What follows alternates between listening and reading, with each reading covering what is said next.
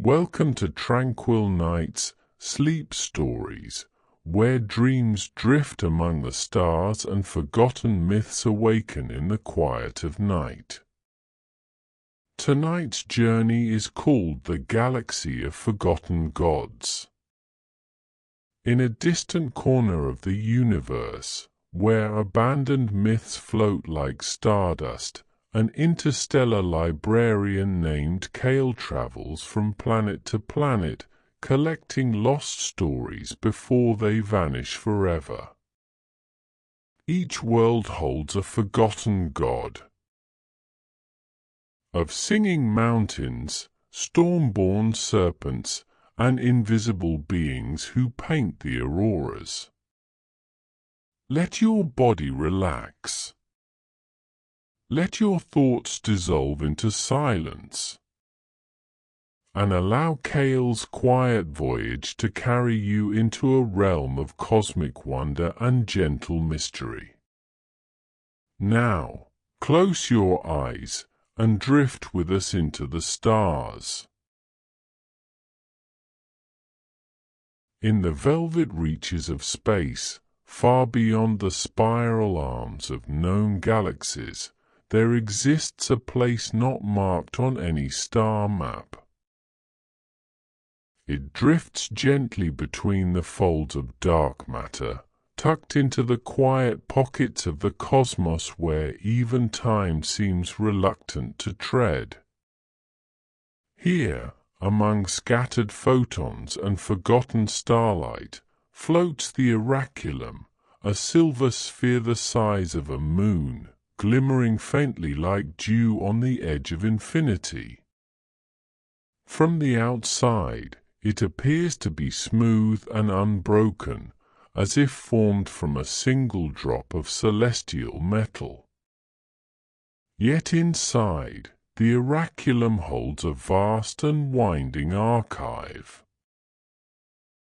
A library of impossible dimensions, where shelves extend into unseen corners and stairways spiral upward into nothingness.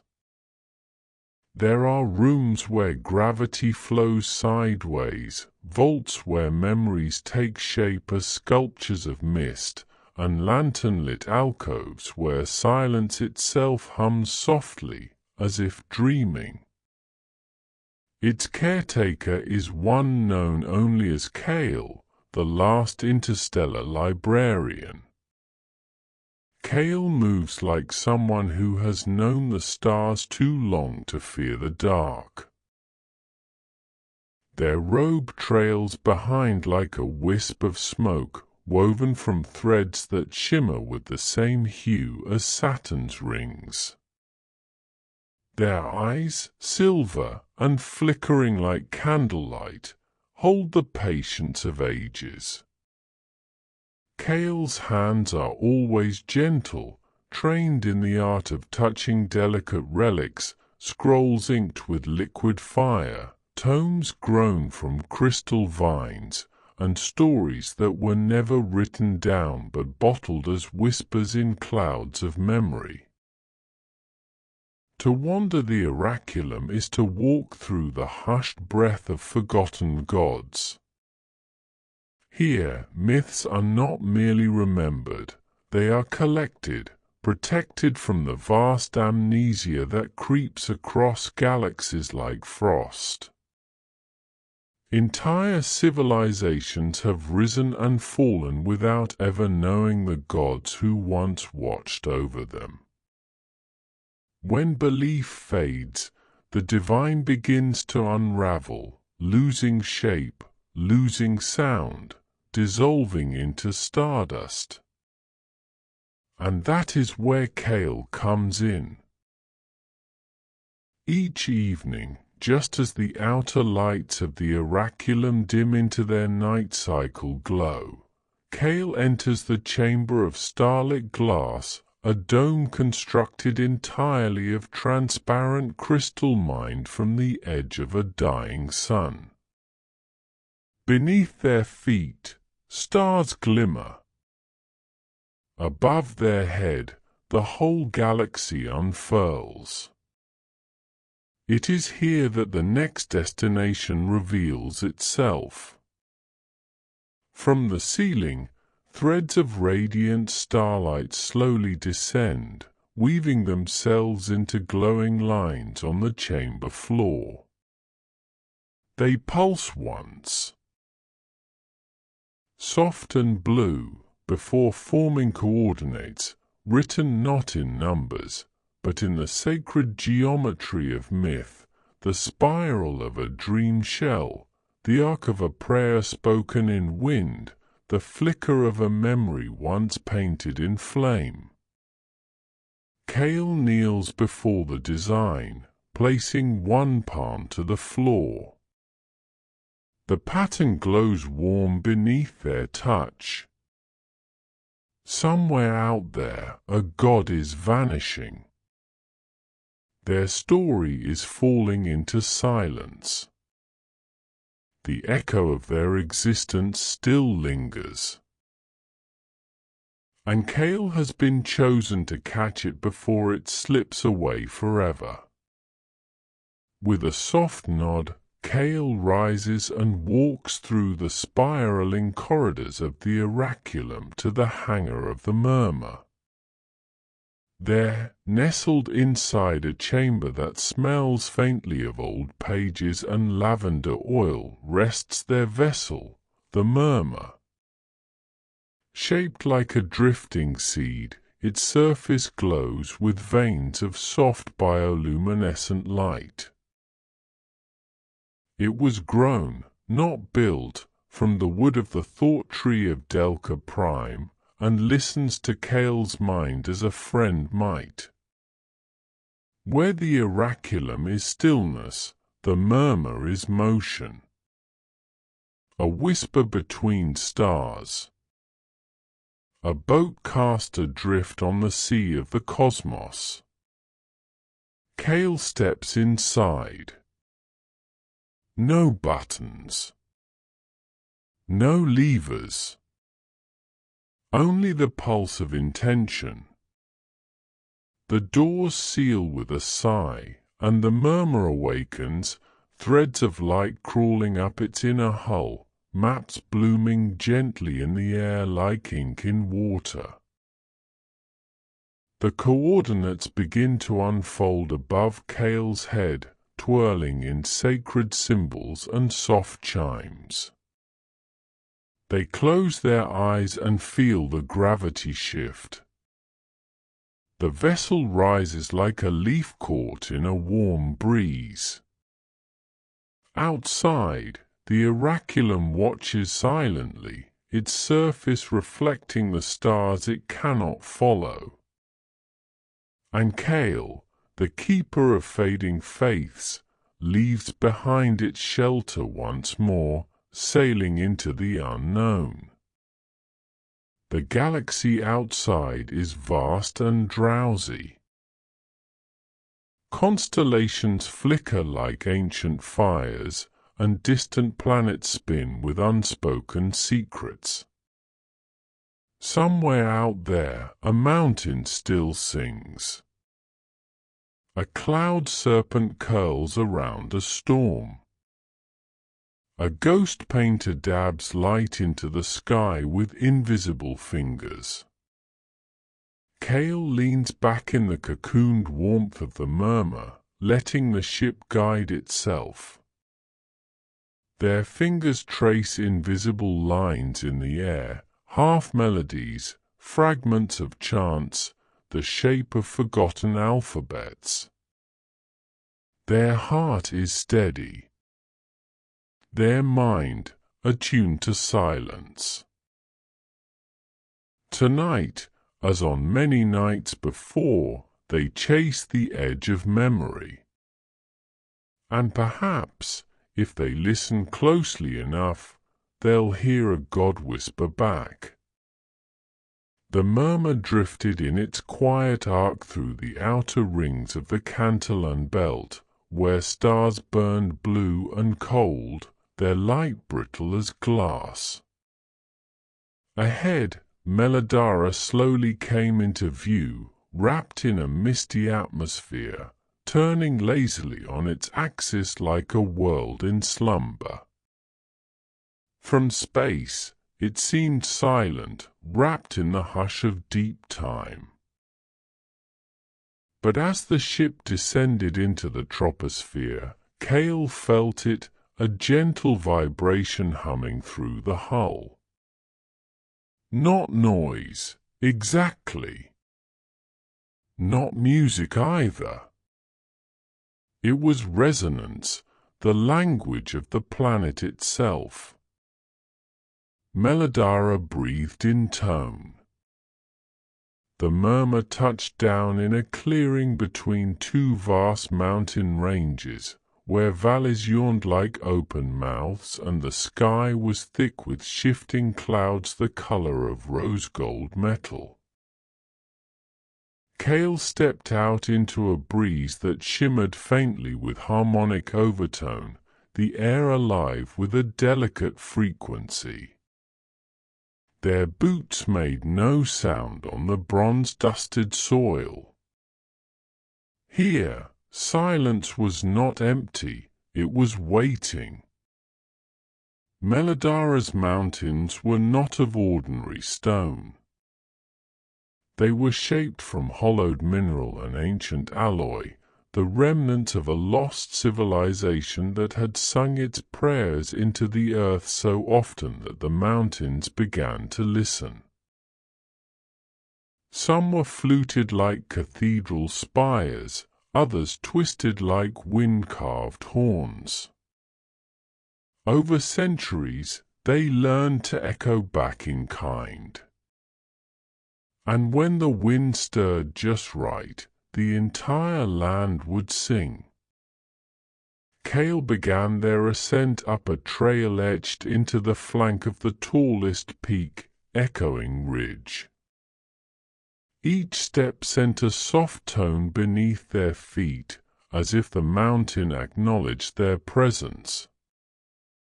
The path was winding, rimmed with petals of resonant quartz that pulsed with color when touched. All around, the wind stirred with growing insistence, curling through craggy fissures, slipping into carved hollows, vibrating the mountains into voice. And then it began. A deep baritone rolled across the valley, low and wide like a monk's chant drawn across a canyon. Soon, higher tones followed, shivering altos that trembled like glass touched by a feather, and distant chimes that echoed as though they came from stars just being born. It was not a melody in any human sense, but a kind of cosmic grammar, vast, reverent, mournful. These were not mere songs. They were the prayers of Sonorium, the god of harmony and weather. A being born not of flesh or form, but of sound itself. In the days when Melodara was home to singers and wind-carvers, Sonorium had been everywhere, in the rainfall's rhythm, in the lull of tides, in the hush before storms. Worship was not given in words but in tones. Whole choirs aligning their breath to the mountains, composing rituals in vibrato and chord. But time passed. The people left or forgot. The choirs fell quiet. And without their voices to anchor him, Sonorium faded into the land, until only the mountains remembered. Kael reached the summit as the wind swelled to a crescendo. Before them lay a stone altar shaped like a tuning fork, its arms reaching skyward. Upon it, Kael placed a resonant crystal, softly carved from the heart of a listening moon. The moment it touched the stone, it pulsed. The mountain exhaled. A single, deep note trembled through the ridge, so rich it shook the breath from Kael's lungs. It swelled, folded in on itself, and then unfurled into a sound so layered, so profoundly aching, that tears welled unbidden in Kael's eyes. It was not just music. It was remembrance. It was the god's final voice, his farewell sung in the only way he ever knew, with harmony. Kael held a sheet of resonant paper, delicate as mothwing, and let it absorb the vibrations.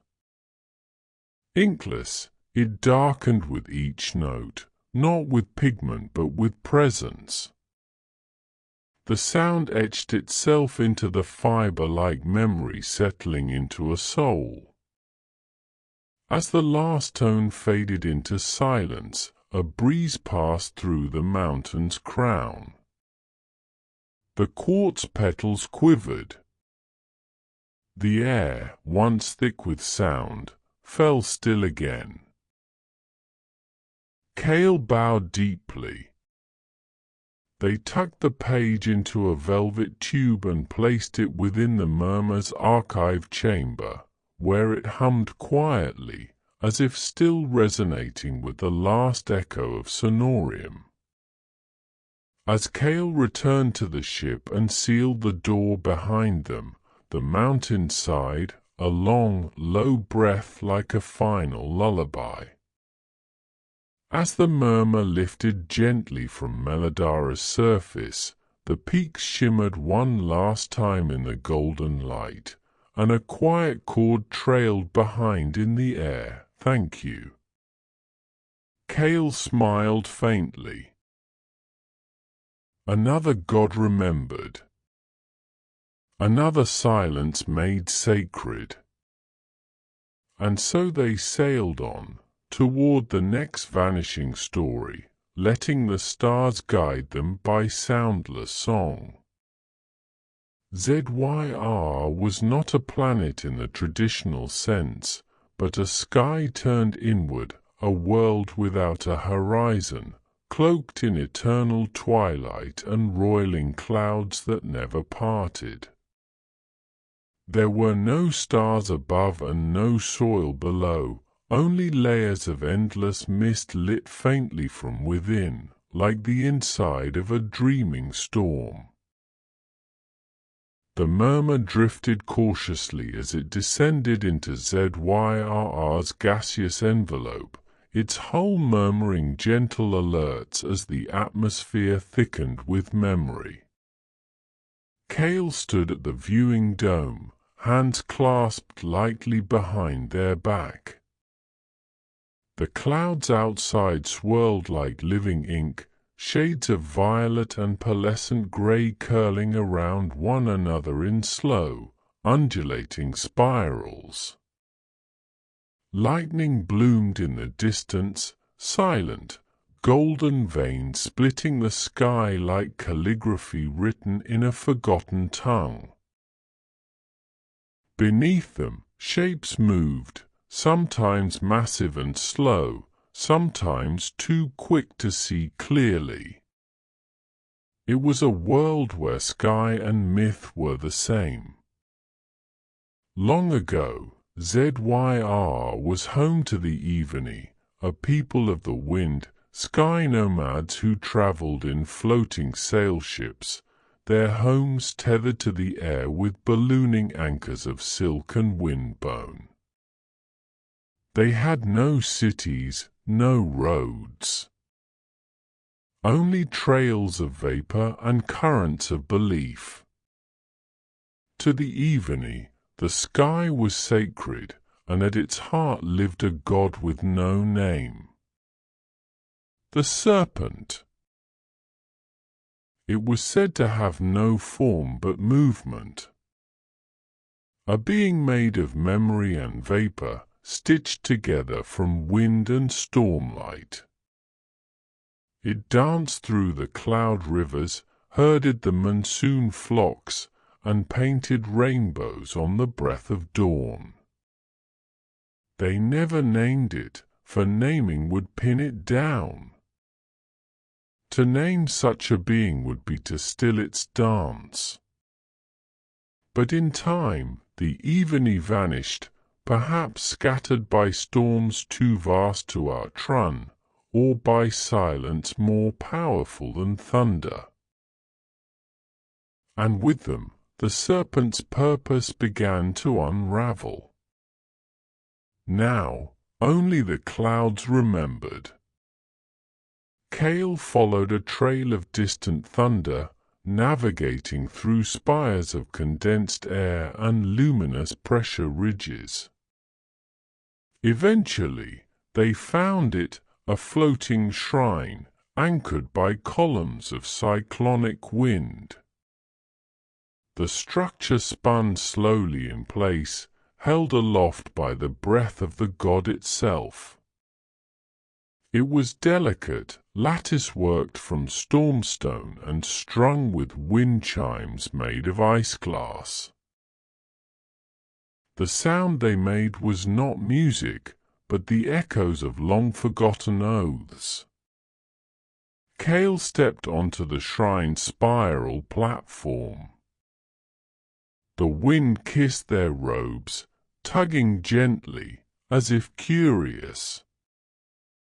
At the center of the platform stood a bowl carved from cloud root, filled with still, silver raindrops. Each drop shimmered faintly, like a suspended sigh. Kael knelt and placed both hands around the bowl, waiting. The sky dimmed. The clouds overhead gathered and began to swirl, not with menace, but with rhythm. And then it appeared. The cloud serpent flickered into view, not in flesh, but in reflection, dancing across the surface of the raindrops. It twisted and curled, a vast ribbon of vapor edged with lightning, its body moving like wind through silk. It spun coils into loops of weather, twining storms into braids, diving through cloud banks with a joy that seemed both ancient and brand new. Its eyes, if they could be called that, were twin points of soft light. They glanced at Kael just once, and in that look was something like peace. Not sorrow. Not anger. Just release. Kael said nothing.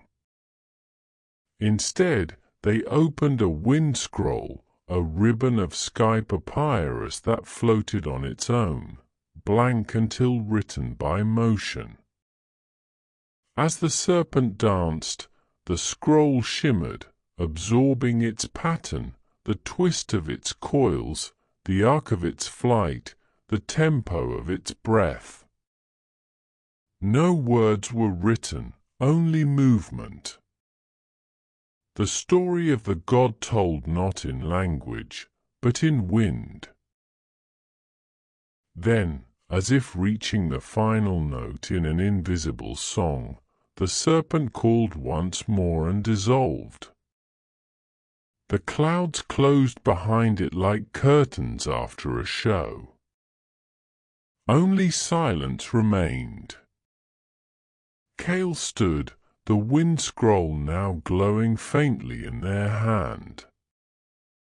They tied it gently around their wrist and bowed to the empty sky. As they turned to leave, the clouds rumbled, not with thunder, but with a sound like distant applause. The air filled with the scent of ozone and petrichor, as if the very atmosphere offered its thanks. Back aboard the Murmur, Kael stored the scroll in a crystal cylinder and watched Zyrr fade behind them, its silver clouds swallowing themselves in slow spirals. Another god remembered. Another myth preserved from oblivion. And far ahead, a new destination was already whispering its name. Beyond the glinting rings of a long-dead planet spun the frost-laced moon of Nirel, quiet as a held breath. Cold light spilled endlessly across its surface, icy plains stretching beneath a starless sky, the air thin and crystalline. Nothing stirred. No wind. No sound. A moon forgotten not just by civilizations, but by time itself.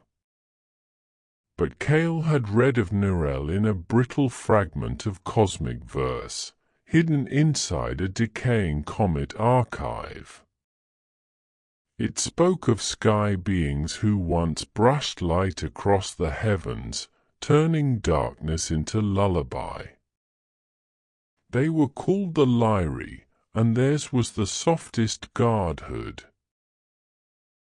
Not thunderous, not wrathful, but beautiful, made entirely of grace. The murmur descended in slow spirals, guided by solar residue and magnetic ghosts. As the ship kissed the moon's surface, its engines quieted to a sigh. Kael emerged into stillness, their breath fogging before them, boots crunching softly on frost-filmed stone. Above, the sky was faded, the auroras like faint echoes of dreams barely remembered. Once, it was said, the Lyri had danced across the polar winds, painting the firmament with brushes dipped in color light, ribbons of magnetism and memory strung through sky like silk caught on starlight. They did this not for glory or worship, but so that those below might drift to sleep bathed in wonder. That beauty might become a lullaby. That sleep might become sacred. But now, no one remembered their names. And the auroras dimmed. Kael reached into their satchel and withdrew a pair of spectral goggles, delicately tuned to vibrations beyond the visible, a narrow range of spiritual frequency born of heartbeats and awe. With a flicker, the world shifted. They were not alone. Pale figures drifted silently across the frozen sky, almost formless, like whispers in the shape of wings. The Lyri. Dozens of them, painting still, brushing the air with long, slender arms that left behind gentle arcs of glimmering light. Their motions were slow, almost mournful, yet impossibly precise, like calligraphy in motion.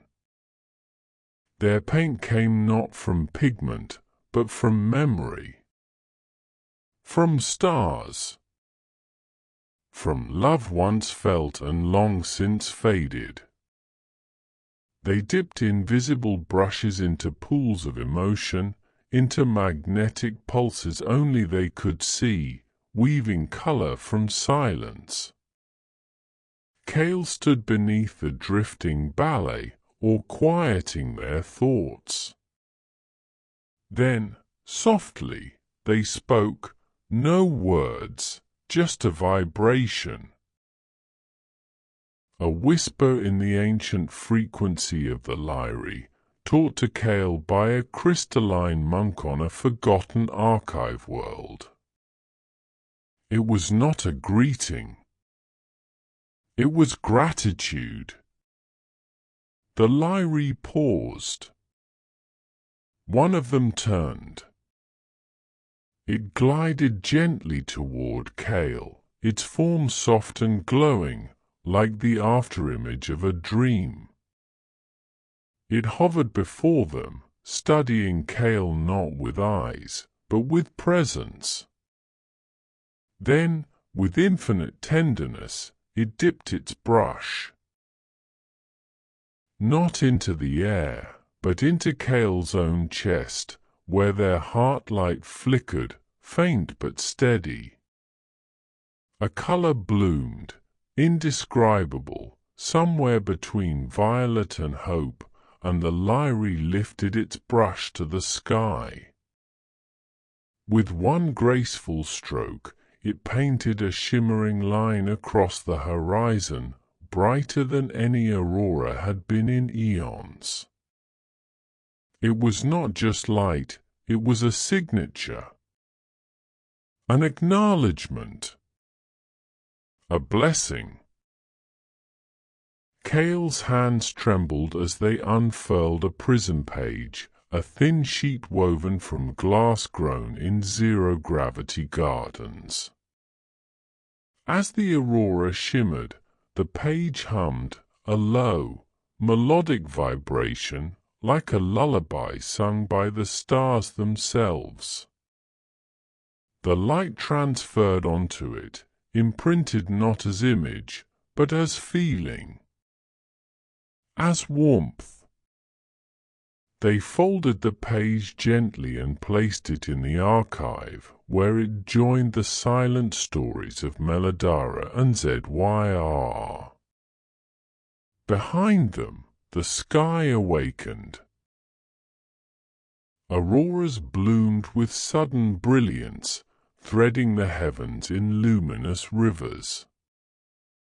Blues, greens, crimsons, and unseen hues danced together like reunited siblings. The entire northern sky pulsed with joy. For the first time in untold centuries, the Lyri were seen. And they felt it. Kael stepped back aboard the murmur, wiping a single tear of cold joy from their cheek. As the ship rose into the newly vibrant sky, they glanced once more through the viewing dome. The Lyri danced on, no longer alone. Another myth remembered. Another god honored not with praise, but with witness. The stars ahead beckoned with quiet voices, and Kael listened. The murmur glided home through the quiet folds of space, its lanterns dimmed to a golden hush. Behind it trailed the faint echoes of auroras, the scent of ozone, and a final note from a mountain song. Before it stretched the black velvet of the void, so vast, so soft, that even time itself seemed to rest. At the heart of that darkness waited the oraculum. From the outside, it resembled nothing so much as a drifting cathedral made of shadow glass and memory. Its shape shifting ever so slightly with each story it carried. To some, it appeared as a spiraling observatory, to others, as a vast jellyfish of stained light. But to Kael, it was simply home. The docking ritual required no sound. Kael, weightless, floated through the archway of return, a translucent threshold that shimmered with captured dreams. It welcomed him like an old friend, brushing his shoulders with soft pulses of light as he passed. Within, the chamber of collected dreams awaited. Its walls were lined with shelves of twilight memory, not made of wood or metal, but of woven dusk and starlit silk. On these rested the treasures of gods nearly lost, artifacts not of gold or power, but of meaning. Kael drifted to the first empty shelf and placed the resonant paper upon it.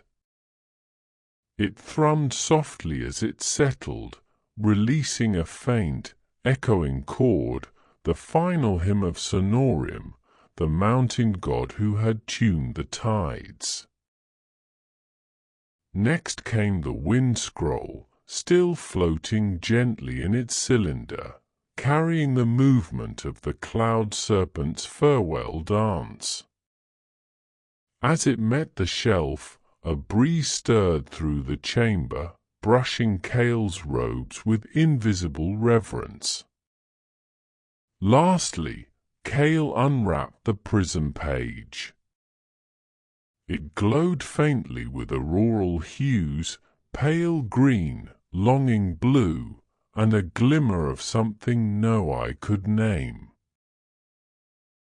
As it touched the shelf, the room sighed, and for just a moment it felt as if 1,000 lullabies had been whispered all at once.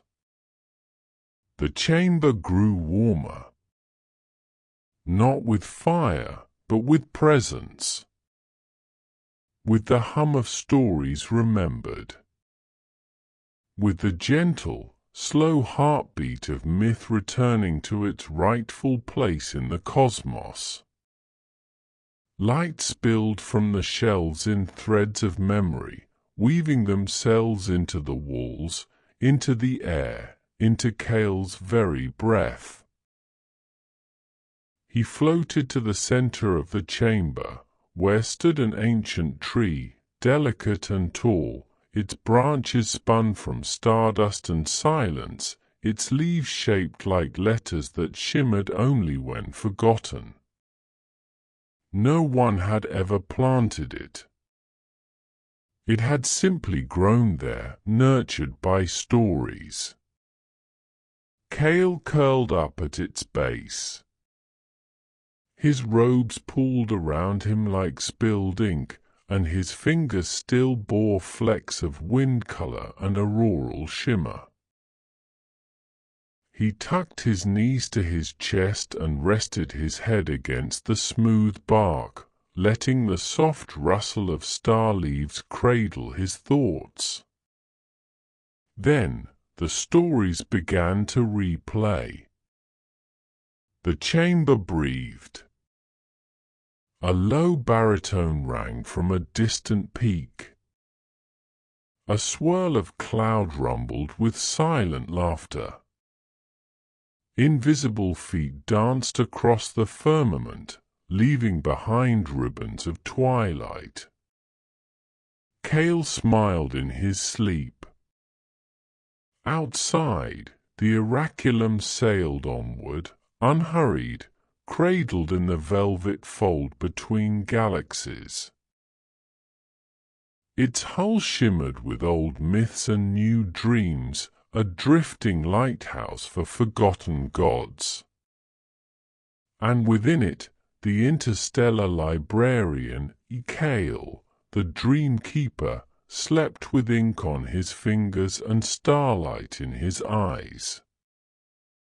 A new story would call one day. But for now, the universe hushed itself to stillness. And all was well.